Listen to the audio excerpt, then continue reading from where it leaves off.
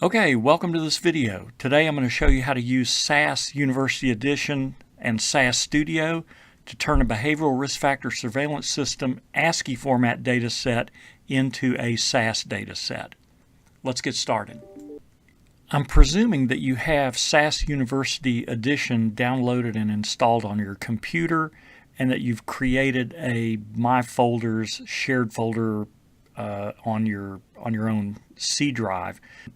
Also, you should have gone to the CDC website and downloaded not only the data file that you need, but also the SAS programs, and I'll show you those in the next slide. I'm going to use the 2017 BRFSS data set, and you're looking at a close-up shot of my own setup on my C drive, and I've created an empty folder called BRFSS 2017, which will come in handy when we're creating a SAS data set.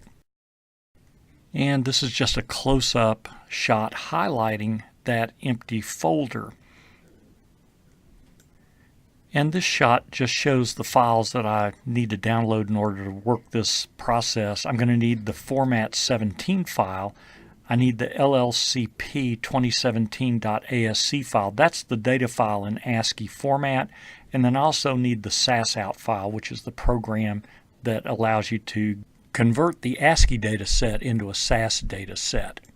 As I mentioned earlier, you would download all of these from the CDC BRFSS website.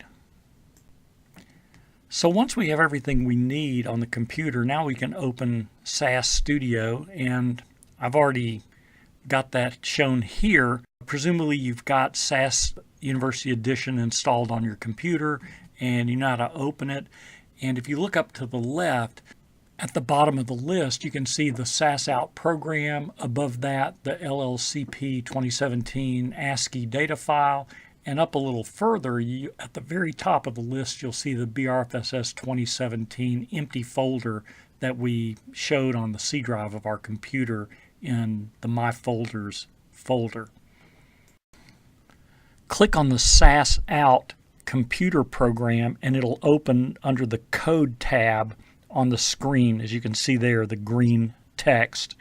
This program will take your BRFSS ASCII format data set and turn it into a SAS data set. We have to make some changes to it in order for it to work in SAS University Edition, but I'll show you how to do each of those changes now.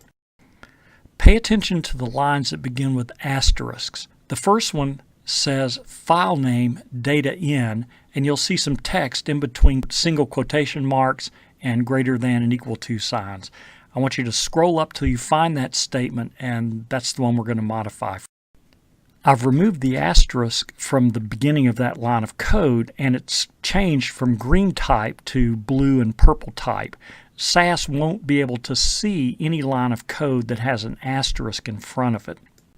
This is a close-up of that same code line with the asterisk removed, and I've got it highlighted in between the quotation marks because we're going to remove or delete all of that text between those two single quotation marks. This is the code text that we want to replace inside those single quotation marks. /folders, /my folders, one word, and then /LLCP 2017.ASCII. That is the SAS data set in ASCII format. This line of code directs SAS to read in a data set and also tells SAS where that data set is located. Once you've done that, just scroll down to the next line of code that begins with an asterisk. That code line should read live name data out v7, and then you should see a lot of text within single quotation marks, and I've highlighted it here to illustrate it because we're going to take it out as we did in the previous example. So here I've deleted all of the text, and I'm going to type in the text that you see here on the screen in its place. The text that we write in here is /folders, /my folders, /BRFSS 2017, and that's the empty folder that we created at the beginning of this exercise. This is the data out statement, and it tells SAS where we want it to write the SAS data set that we're going to convert. I need to remove the asterisk at the beginning of this line of code, and you'll be able to see that it switches from green to blue and purple, and SAS will now be able to read it as a code line. Okay, 2 code lines down and 2 more to go. Scroll down until you see a line that says LibName Library. Here's a close-up. Notice once again that we've got some specific text in between single quotation marks. I've got it highlighted here, and we're going to delete this and put in the text that we need for our program to run on our computer. Here's what it looks like after deletion, and then here's the text we're going to replace it with. /folders, /myfolders, and I'm going to go back and take out the asterisk at the beginning so that SAS will be able to read that statement. Okay, last one. We're going to scroll down until we see the line of code that begins with an asterisk and says file name, format in, and then you'll see the familiar text between the single quotation marks that I have highlighted here. We're going to delete that text and put in the text that is going to make our program work on our computer. So we delete that text, and in its place we're going to type in the following: /folders, /myfolders, /format17.sas. That's going to help us read in the format file that's in your My Folders folder on your computer. And as always, we don't want to forget to remove the asterisk at the beginning of that code line. You can see that it changes color from green to blue and purple, and that means SAS is going to be able to recognize and read it. The program is ready to run, and it will convert your ASCII data set into a SAS data set. However, I want to do one more thing. I want to scroll down, and on the line that says data.out.sasdata, I want my SAS data set to be named BRFSS 2017.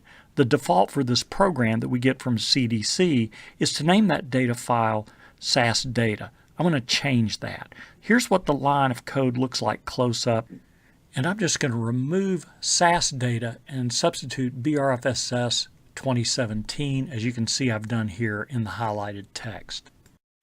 And now we're ready to run. So we go up to the top of the program to the SAS Running Man icon that you see there, and if we're going to click on it, it's going to run all of our selected code, and we'll begin to see the turning wheel in the center of the screen that says running. Once the program finishes running, then it's going to flip you to the output data window, and you'll see part of the matrix of your data set. You can scroll to the left and to the right, up and down. You can go through the entire data set, but it's probably pretty big, and you don't want to waste time doing that.